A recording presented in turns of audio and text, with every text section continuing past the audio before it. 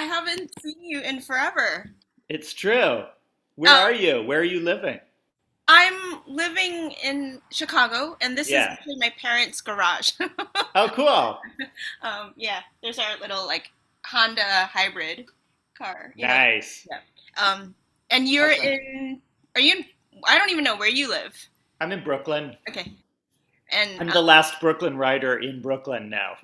really? As the way quartets go, they start as four Hungarians in Budapest, and then they're like four Russians in New York by the end. Wait, so where? I mean, does everyone else live close by? Sort of close by? Yeah, well, Michael, cellist, he lives in Manhattan. So when he joined, when my brother left about 7 years ago, he was in Manhattan. So we would joke about him needing to move to Brooklyn, but it was a joke. And Nick, of course, went to NEC, so he's living in Boston. And Johnny recently moved up to the Hudson Valley to New Paltz. Oh, I didn't know it's been 7 years since Michael joined. It's Yeah, or I guess 6.5, something like that. yeah. Yeah, Well, should we talk a little bit about Little Birdie? sure. Yeah. I don't know. How did you come upon Little Birdie as a tune originally? Well, I guess it really was.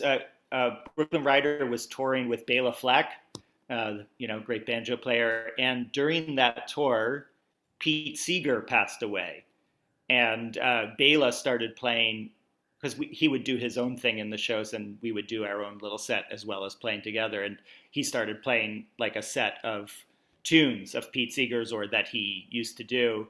And so I went on a YouTube binge of Pete Seeger watching and wanted to arrange something of his as well in tribute. And I found this video of Little Birdie where Pete Seeger is playing it. He used to, I guess he had a TV show in the 50s or something. And there was Johnny Cash and June Carter sitting with them smoking cigarettes. And Pete Seeger played this tune, like they played for each other, talked about folk music, etc.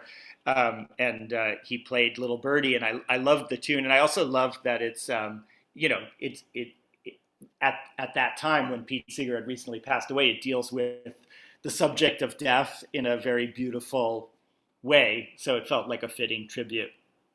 What are the lyrics again with regard to that allusion? Well, yeah, I think like many folk songs, there are many versions and people add their own lyrics. But basically, it's little birdie, why do you fly so high? It's because I'm a true little birdie and I'm not afraid to die. And then there's also a line, I have a short time to be here and a long time to be gone.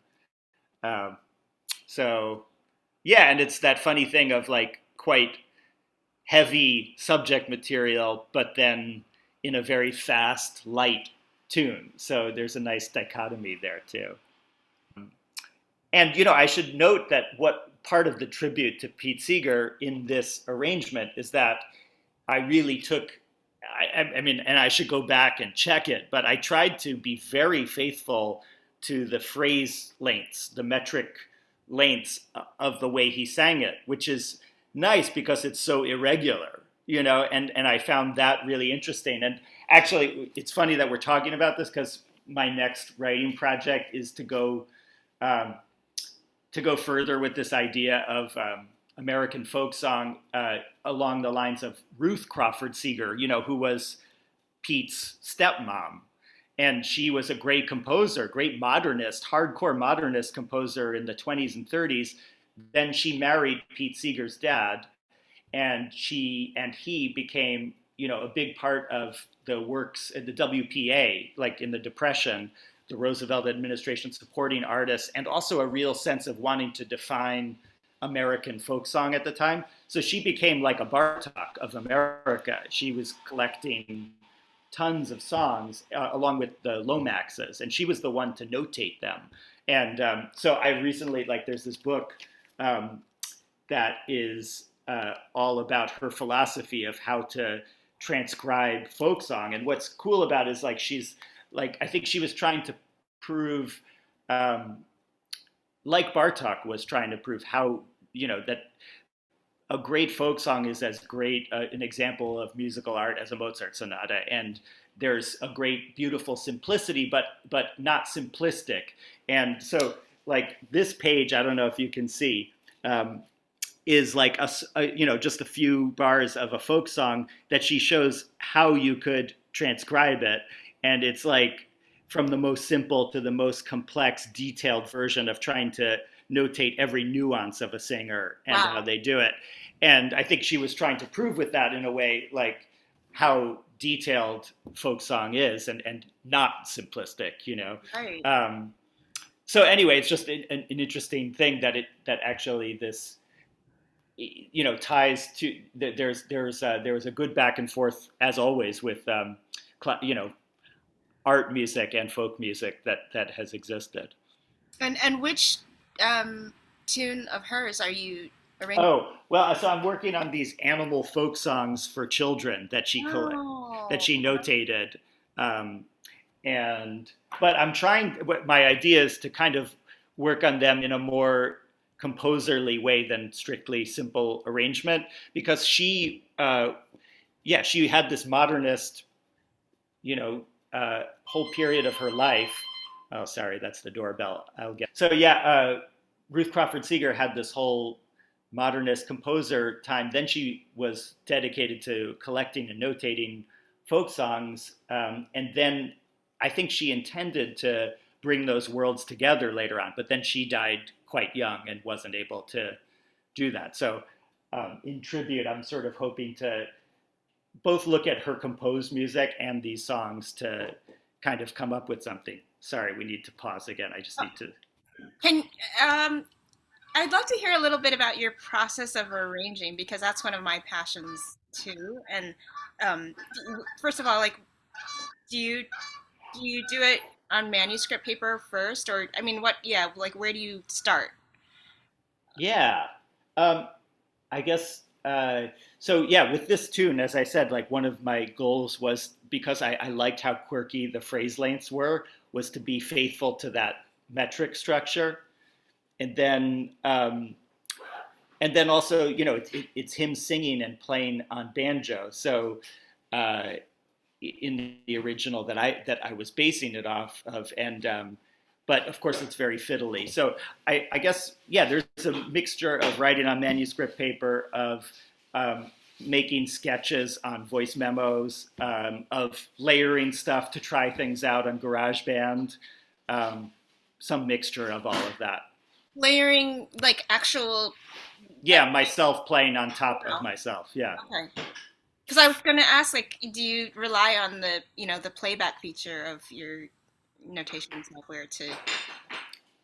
So sometimes I work with that also in Sibelius, but actually I like writing stuff out either in Sibelius or by hand, and then actually playing them live into GarageBand, And and and when then you're putting into GarageBand, I mean, you're playing on violin, like everything on violin? yeah, or violin, viola, and Yeah. imagining stuff being lower with the Yeah. cello, or sometimes I'm playing bass lines on the piano. Right. Right. Okay. Um, and like working with like fiddly stuff, can you talk about or even demonstrate a little bit what, like, sort of the different stylistic stylings and I don't know, bowings and nuances that you've um, Let's learned? say I might just have a violin here. Surprise, surprise. Though I will tell you, I got my booster shot yesterday and the Oh no! flu, and I cannot raise my arm above Oh, like oh, the oh my goodness. shoulder. Okay, okay. But actually, I'm realizing that it's not so bad to um, to hold it, at least with the shoulder down. I mean, I guess, I'm not by any means an expert on, folk styles, but I do love folk playing from many different traditions. And with my quartet, with Brooklyn Rider, we have worked a lot with Martin Hayes, a great Irish fiddler, Right, right. and with Bela Fleck, banjo player. Though the Yeah. music that Bela wrote for us was very, thorny and complex, and would reference fiddly styles, but wasn't folk music by any means. But I guess, actually Ruth Crawford Seeger talks a lot about uh, the style of performance. And one thing I think is like classical music, obviously, or art song singers, they use a lot of vibrato. It's like vibrato is not that hot in when you're trying to base stuff a lot off of lots of resonance, natural resonance, and open strings. I mean, I guess it also depends on who we're talking about, because it's also a wide thing. But that would be, if one were to say majority usage or generalize. Yeah, and like actually, sometimes it's quite slow vibrato. I hear my friends in the folk world do when they're doing a slow tune. But I think like one of the biggest things also is just we're taught like, oh, you bought that whole bow, oh, got to use all of it, but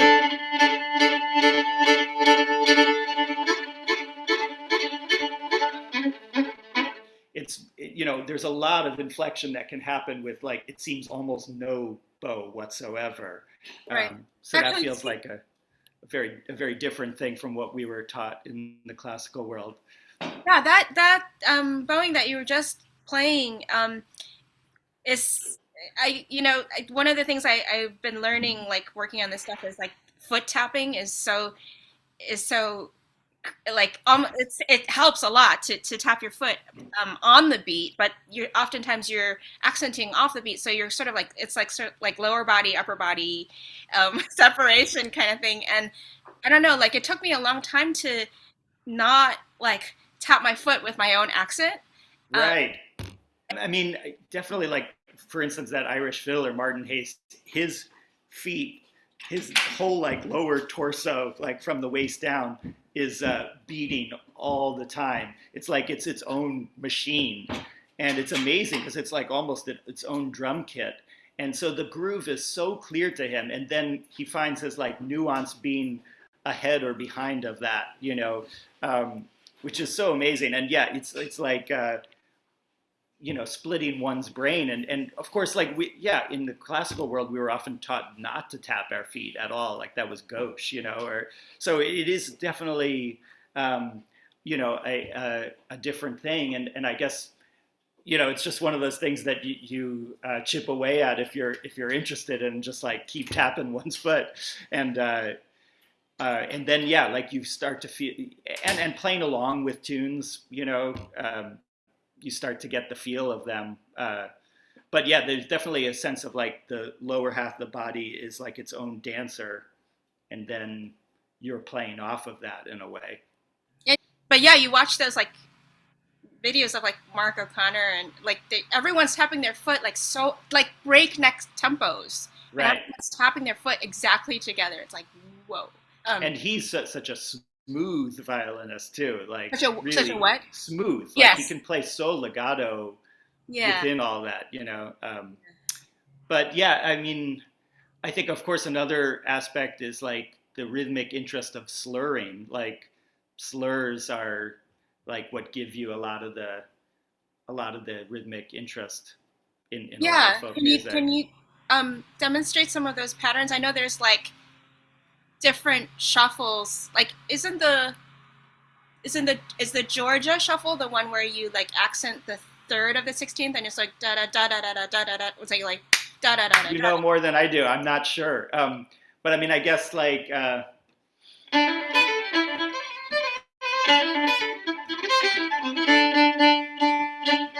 like a lot of just the groupings of the slurs against that beat that your foot is tapping out, like right, gives it a lot of rhythmic excitement. Was that a Celtic triplet that you just threw in there? Yeah, you got it. Yeah, so can you? That was a tune. That was a Celtic tune. Yeah, I think that Celtic triplet is a very specific technique, right? Where you sort of almost like it's a it's again like you say, like very very tiny amount of bow, right? And you're almost like tightening your arm like in a tremolo almost, right? Right, totally. Yeah. And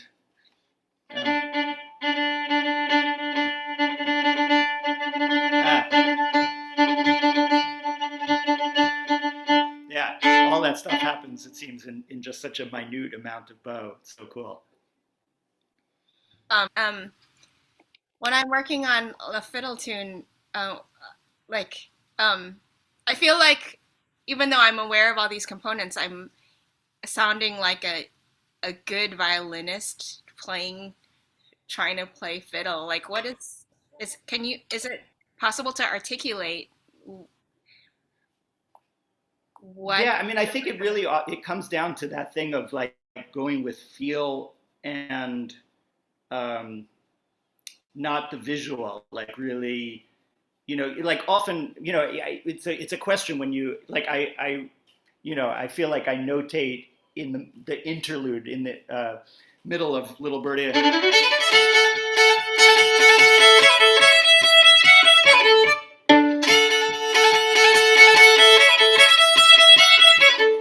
And if you really read that accent, like there's a question of whether to, like how much always to write, because like you write something down and people either overdo it or underdo it. I feel like classical people usually overdo it, but I might be in the minority because often in rehearsal someone's like, more dynamics, more dynamics. But might be that I actually have a bias towards folk music where kind of like dynamics are not as much of a thing. It's like you get the tune going and that's the vibe, and maybe that's more like Baroque music in that sense. There's a feel, and that's the feel for that thing, and you don't have to like this, that, but I think like you, yeah. I mean, also a lot of times they're mic'd, right? So they don't need to. Right, but even going back to pre-mic'd days, it would have been like a lot of the field recordings of early folk, early field recordings of folk music, so it's a direct expression that isn't fancified by theatricality in a way.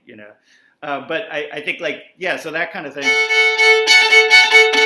if one reads it instead of feels what an accent is on that, then usually it tends to be kind of overdone. So I guess that's, yeah, just one thing. What about the sheer quality of the sound?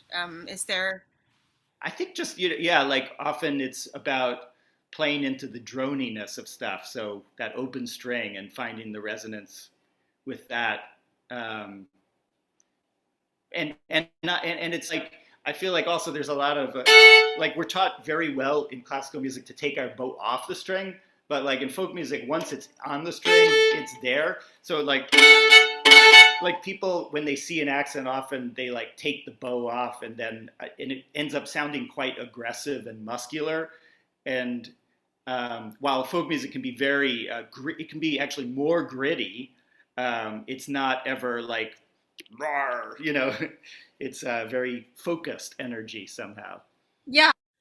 And I guess like arranging wise, yeah, I tried to keep Pete Seeger's structure, but then it was fun to like add in little interjections, as I remember, like that maybe yeah, like are a way of without. I mean, that's the fun thing about arranging, right? It's like how much do you try to be just totally faithful, and how much do you interject personal spice into it? And so that's always a fun dynamic to play with, I guess. I know